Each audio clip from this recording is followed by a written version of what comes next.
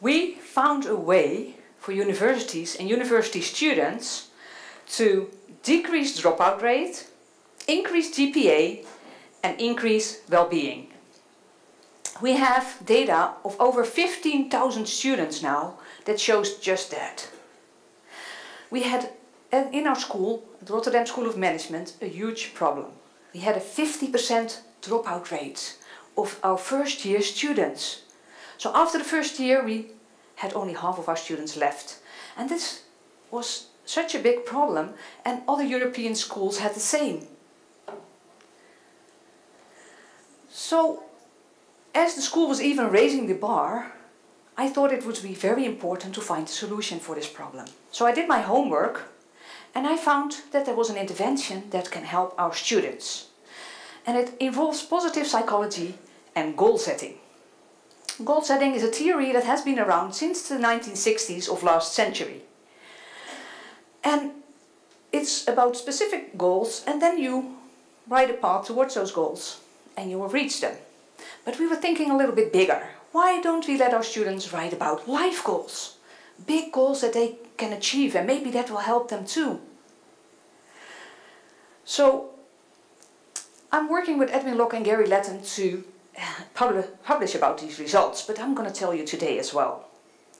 And it involves three things, 3 P's. Passion, plan, and make it public. Finding your values and passion is not the result of goal setting, but you have to start with it. So this is the basic. Finding values and passion. Then you make a plan to achieve it, and then you make it public. Sounds easy, right? So let's see what we can do today. Starting with values and passion. So this picture went viral a couple of years ago. It's a homeless boy making his homework at the light of McDonald's. He doesn't have a father. His father died a couple of years ago, and his mother makes less than $2 a day in a grocery store. And while most of the kids of his age in similar circumstances at the Philippines, they are begging on the streets to raise the family income a little bit, this boy chose a different route. He said he wanted to do his education, and he inspired a lot of people by this picture. But what many people didn't know was that this boy had a goal. He wanted to become a policeman and make the streets a little bit safer. And that made him very resourceful. That's why he found a way to do his homework with only one pencil and only one piece of paper. And what we noticed is many of us, but also our students at the Rotterdam School of Management, have a problem in finding their goals. They have too many goals. They have conflicting goals. They have goals that their parents set for them. They say, well, why don't you go and study management or economics or anything else?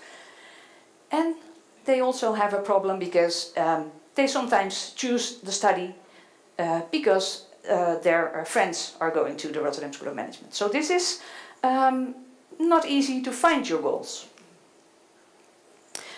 So I found an intervention that could help do just that.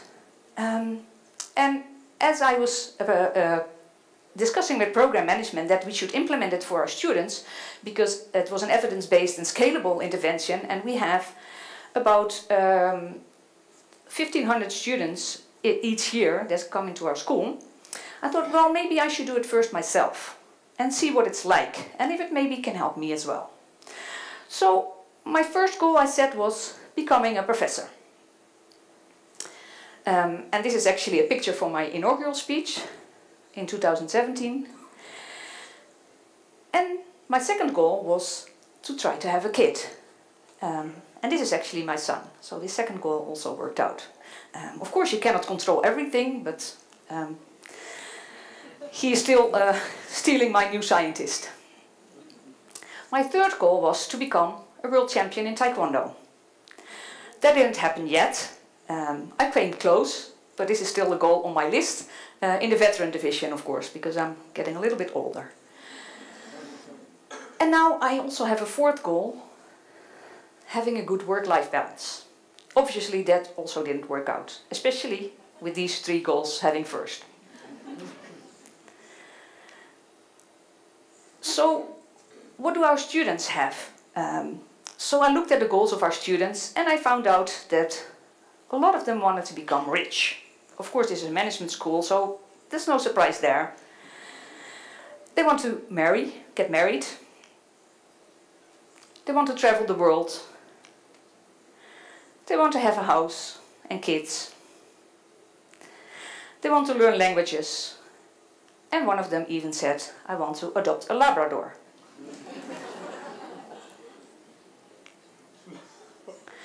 So what does this intervention look like? Well, we ask students a lot of questions and they have to write about them. So there's something about the act of writing it down and seeing it in front of you that's really important in this intervention. So one of the questions is, what did you like to do as a kid? Write about it for 2 minutes. What do you want to do in your career? Are there any habits you would like to change? I'm sure there are here many people who would like to change 1 or 2 habits. What do you want to do in your leisure time? And then, as a kind of a final question, we ask them, we want you to dream. Think about if there are no constraints at all. What would you do? What would your ideal life look like? So write about it for 15 minutes and dream about this life. It can be anything you can think of, as long as you're not harming anybody else. And then we also ask them to write about, what if you don't change anything? If everything stays the same, exactly as it is right now, in 5 to 10 years, what would your life look like? So it's really reflecting on this, writing about this for about 1 hour, 1.5 hours. That's really helpful. So our students then come to realize that there is some kind of an integrated identity to be gained by this goal setting. So there's an ideal self, and from this ideal self, top down, they can make goals. So maybe if your ideal self also is, I want to be a healthy person, I want to do something for the world, but I need to be healthy as well, then some lower order goals follow from that. So this is how it works. But there is a problem. Just finding the why won't get you there.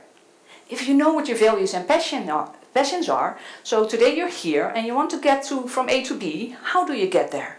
So you need to find a way to make your dreams come true, right? So then we move from a passion to a plan.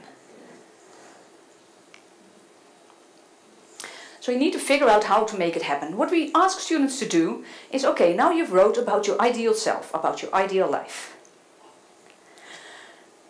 I want you to extract a couple of goals, like say 6 goals from that. You write them down and then you order them. What is my most important goal? This is the goal you should spend most time on. And then they think about, okay, but what if I reach this goal? Maybe if I become a world champion in Taekwondo, maybe people won't like it anymore, or my peers won't like me anymore because I don't have time for them. So there's downsides to each goal that you set for yourself and the combination of goals that you set for yourself. So we want them to write about that. Also if-then plans. If this happens, I will do this. So for instance, if a fellow student asks me to drink a beer on the day of the exam or the day before the exam, I will say no, I will drink a beer with you after the exam. And this will probably make a big difference. Only it's a small decision with possibly big consequences. So that's what we ask them to do in this second part. Because if you have a goal without a plan, it's just a wish. And then we give them this little card with their top 3 goals. And now I randomly put these goals here, and then be rich, get married and adopt a Labrador all of a sudden make a little bit of sense. But I must also add, these are management students, but they also have very lofty societal goals. So for instance, I can ask a student, why do you want to become rich? Why is this an important goal for you? And then a student said to me, well, it's because I want to be rich because I want to reform the educational system in Brazil. This was a student from Brazil. So he wanted to be rich, but he had also a very nice societal goal with this. But if you've made your plan, it's still not enough. There's a third part. And the third part is making it public. Making it public can be very scary. Public commitment is good because people will remind you of your goals, but now I've told everyone I want to become a world champion in Taekwondo and I feel the pressure that I should train more often, and people may ask me, did you already reach your goal? It's a little bit scary, but it's also been shown to be very effective. If you make it public, then your commitment towards your goal is higher and your goal attainment will also go up. So there's research that also shows this. So what does this third part look like in our school? For instance, this is one of my team members, but all of our students, we have over 15,000 I will statements now. I will improve education through goal setting. And I also had to make, of course, my I will statement. So I made an I will statement back in 2011 and that was, I will enhance study success at RSM. However, the study success went up by over 20%. So I thought, well, maybe I've reached this goal, so I made a new goal setting program. And I thought, I want 1 million people to profit from this intervention. And this was my new goal.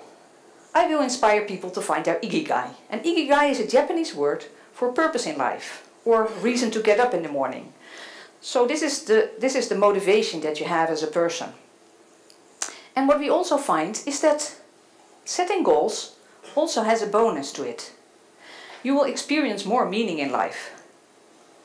And even doing, let's say you put on your goal, I want to do some more sports, that will help you get more meaning as well. And what we also found was really interesting, it didn't matter what kind of goal students set. If they set an educational goal or a non-educational goal, it didn't matter. No matter what goals they set, the whole cohort went up by over 20% and the dropout rates went down by over 20%. But there was also something that we noticed. Students who only do part of the intervention aren't successful at all. So what we did, they can of course not participate in the intervention, although it was part of a course. So we made it part of a course, because if you ask a student, oh, here is an intervention, it's going to work really well for you, but it's voluntary. Then you can guess how many students will do it. And I tried that once and it's about 5 to 10%. And these are the best students. So we said, okay, this is part of a course, we want you to do it. There's not a huge incentive if they don't, or a huge problem if they don't. But what we found is that if they don't do it, it was very predictive for students who would drop out in the study and did not so well. Then students who did only one part, the bar chart was a little bit higher. And students who did all 3 parts, these were the best performing students at the end of the year. So it was also very predictive for students who would not make it through the study. And this of course has to do, if you don't even do a little assignment at the beginning of the year, then how well will you do in the end? What we also found is that the number of words, I was like, I want to see if the students who write more, do they do better? We found that students who write more do better. Just simply counting the words. But we also looked at the quantity and the quality. So the quantity of the goals that they set, the quantities of the obstacles that they defined, and the quantity of the if-then plans that they made were important, but also the quality. So for instance, there were students who said, well, I want to do better in the study. And so I didn't have to do much when I was still in back the days in school, in college. And so now I really need to work harder, I think. That's a very general goal, but students who write really specific about this, like for instance was a student who said, I want to play football and I'm going to do that 3 times a week on Monday, Wednesday and Friday from 7 till 9 p.m. So that's all very, very specific, and we found differences between those students. So the number of words, the number of parts they did, the quantity and the quality was important. And how does it work? So what happens is if people have their values and passion, they also are more likely to change their habits. And this will lead in the end in an upward spiral towards their ideal self. And we know Brodden and Bale theory from Barbara Fredrickson has been very important theory in stating if you change only small things and small steps, you get positively rewarded and positive experiences. And this will set you on a path onto an upward spiral. What's also a bonus is if you have more purpose, you will experience less anxiety. Every human being experiences anxiety from now and then. But just doing sports or setting goals will help you lessen the anxiety and find more meaning and purpose. So this will set you on a fast track towards reaching your goals. So it's a really scalable intervention that can help millions of people reach their goals because they know what they are. So what I think is important, that it's not only for university students, but it's for everyone.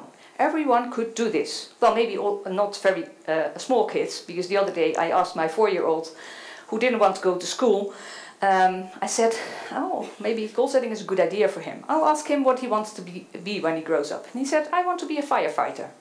I'm like, good, then you need to go to school. And then he said, I don't want to be a firefighter then.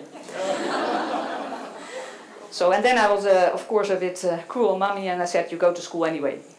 This is how it's worked when you're 4 years old. And there's also one thing that is a problem.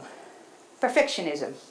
If you're overly perfectionistic and you beat yourself up about every mistake, every little mistake, then you're bound to procrastinate towards your goals. Because, you know, if you set the bar so high for yourself, that can be really a problem. So, if you want to reach your goals, start small and make many mistakes and learn from them. That would be a very important tip.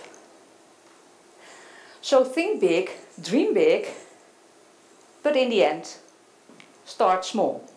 So for instance, if you think, oh, I don't have time to do any sports. I have only 30 minutes a day and I want to watch television in these 30 minutes, which is totally defendable, right? And then I would say, why don't you start moving for 1 minute in front of the television every day? Just moving. It's easy, we can all do that, right? That's how it started 30 years ago. So, how does it work? You have more influence than you think. You're at the helm. And yes, of course there are circumstances. Everybody has circumstances. But don't try to ask for help. Other people will like to help other people, especially if they see that they're reaching for their goal and they're really trying their utmost to reach their goals. I've experienced it myself. On my way to reach my goals, I've had help from many, many people. And I'm really grateful for them. But people like to help other people as well. So don't bother to ask. I have a dream. I would like millions of people to profit from this intervention. And as for Daniel, I think many people saw this picture and McDonald's chipped in and gave him a scholarship. Even the local police force raised money to pay for his education. And only yesterday I realized that he doesn't even have a chair to sit on. I didn't see that before somehow. So what are you going to do?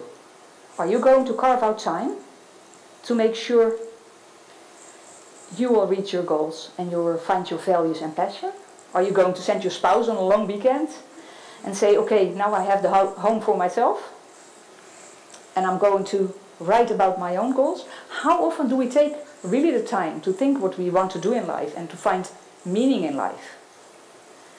And I hope you will all start to do this and all find more meaning and purpose in life. Thank you.